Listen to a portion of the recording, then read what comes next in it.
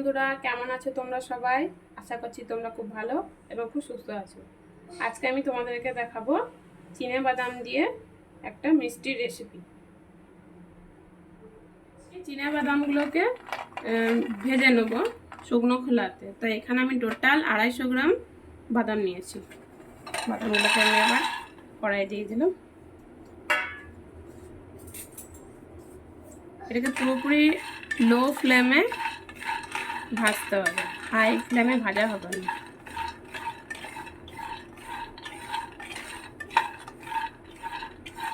আস্তে আস্তে এটাকে কিন্তু ভাজতে হবে।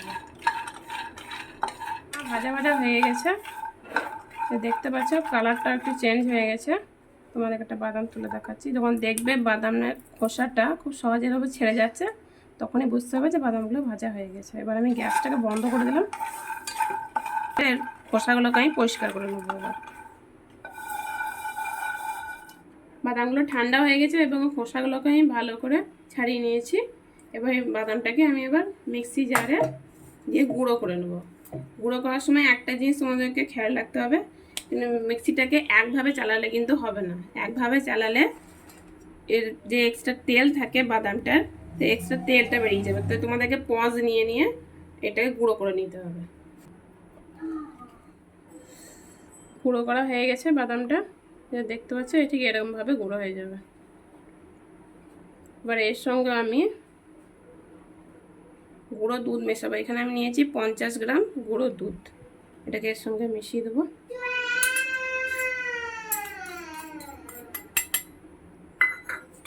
মিশ্রণটাকে ভালোভাবে মিশিয়ে দেবো এর সঙ্গে।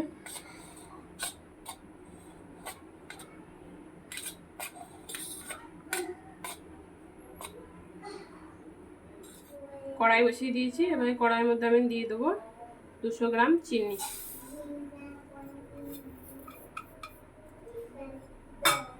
যতটা চিনি নিয়েছি তার হাফ পানি দেব।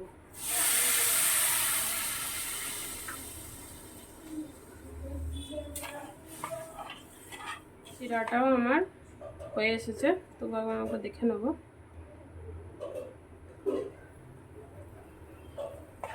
বাদাম মিশ্রণটা আস্তে আস্তে এর মধ্যে আমি দিয়ে দেবো। পুরোটা দেবো না, প্রথমে হাফ দেব।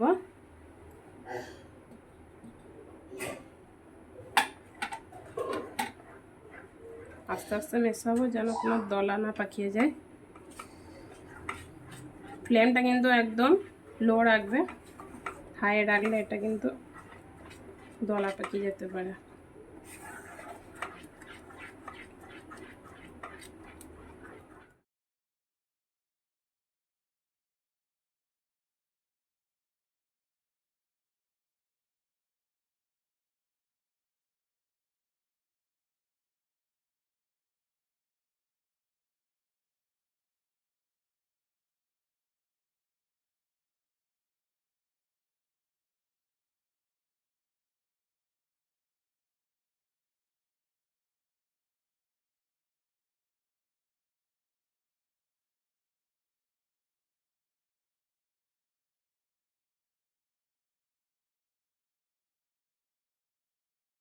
এর মধ্যে আমি এবার মিশিয়ে দেবো এলাচের গুঁড়ো।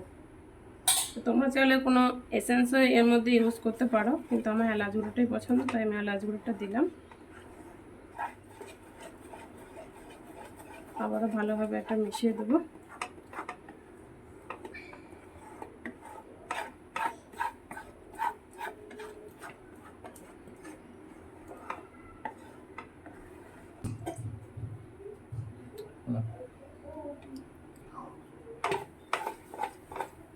মিশ্রণটা তো এবার হয়ে এসেছে। এবার তবু এটাকে দেখার জন্য আমি হাতটাকে একটু ভিজিয়ে নেব, দেখবো এটা হয়েছে নাকি না।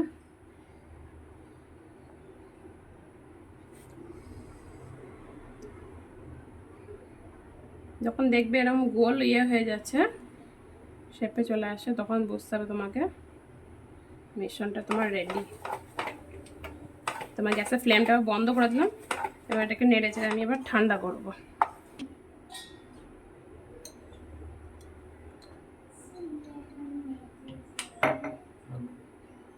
আর এর মধ্যে আমি দিয়ে দেবো এখন 1 চামচ ঘি।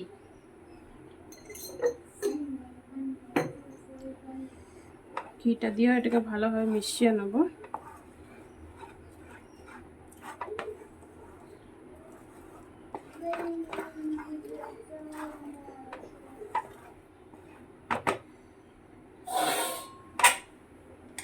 হয়ে গেছে। আর ঠিক এরকমভাবে দেখতে পাচ্ছি, এরকমভাবে এটা হয়ে গেছে। এটা 80% ঠান্ডা হয়ে গেছে, হালকা একটু গরম আছে এর মধ্যে। তো এবার আমি কি করব, এখানে পাশে দেখতে পাচ্ছি একটা এই প্লেটটাকে আমি উল্টো করে দিয়েছি, উপরে একটা আমি কাগজ দিয়েছি, এর মধ্যে আমি একটু সামান্য ঘি দেবো। ঘি দিয়ে এটাকে প্রেস করে দেবো পুরোটা।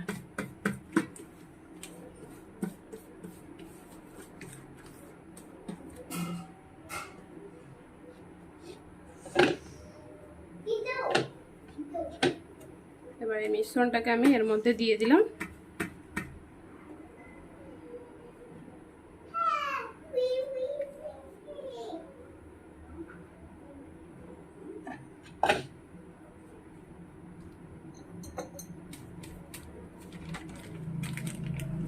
কোনোভাবে লেগে যাচ্ছে না, মানে বাদামের যেটা এক্সট্রা তেল থাকে সেটাও এক্সেস হয়ে বেরিয়ে এসেছে।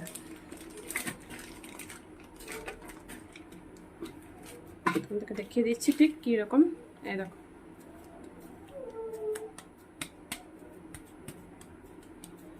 দেখতে পাচ্ছ আমরা যেমন আটা মাখি যখন রুটি করার জন্য যেমন ডো বানাই, ঠিক ডোয়ের আকারে এটা তৈরি হয়েছে। একটু হালকা গরম আছে,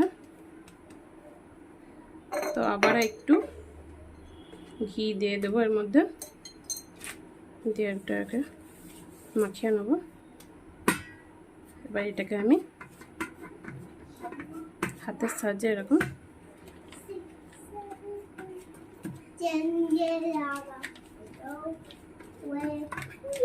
বরফির আকারে বানাচ্ছি, সেই কারণে এটা বরফির শেপ দেবো বলে এটা পাতলা। তোমরা চাইলে এটাকে মোটাও রাখতে পারো। দেখতে পাচ্ছ এই যে ঠিক এরকম পাতলা রেখেছি আমি, এটাকে মোটাও রাখা যাবে। এবার এটাকে আমি, তোমরা চাইলে খুন্তির সাহায্যে এটাকে পুরোপুরি মাপ করে করতে পারো, কিন্তু আমি এটা এরকমই বিনা খুন্তি নিয়ে করে দিচ্ছি।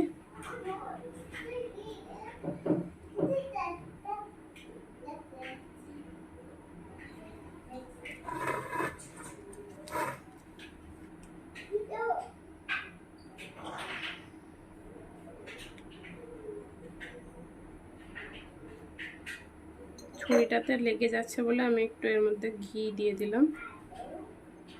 যখন ঠান্ডা হয়ে যাবে তখন একদম সেট হয়ে যাবে। একটু হালকা গরম আছে এটা, সেজন্য ছুরির মধ্যে একটু লেগে যাচ্ছে, তাই একটু ঘি লাগিয়ে নিলাম। ঠিক বরফি শেপে আমি এটাকে কাটছি, তোমাদের যেমন ইচ্ছা হয় সেরকম শেপে কাটতে পারো।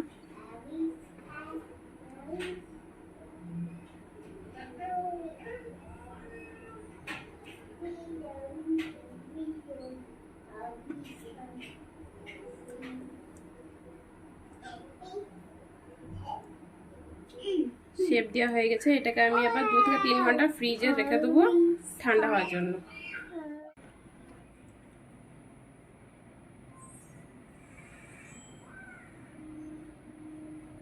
তো বরফিটা আমার রেডি হয়ে গেছে। তো রেসিপিটা তোমাদের কেমন লেগেছে অবশ্যই কমেন্ট করে জানিও। পুরো স্টেপ বাই স্টেপ আমি যেভাবে মাপ করে এটা বানিয়েছি ওরকমভাবেই বানাবো, তাদেরকে পারফেক্টভাবে এই বাদামের বরফিটা তোমরা বাড়িতেই তৈরি করে নিতে পারবে। তো ভিডিওটা প্রথম থেকে শেষ পর্যন্ত দেখার জন্য অনেক অনেক ধন্যবাদ।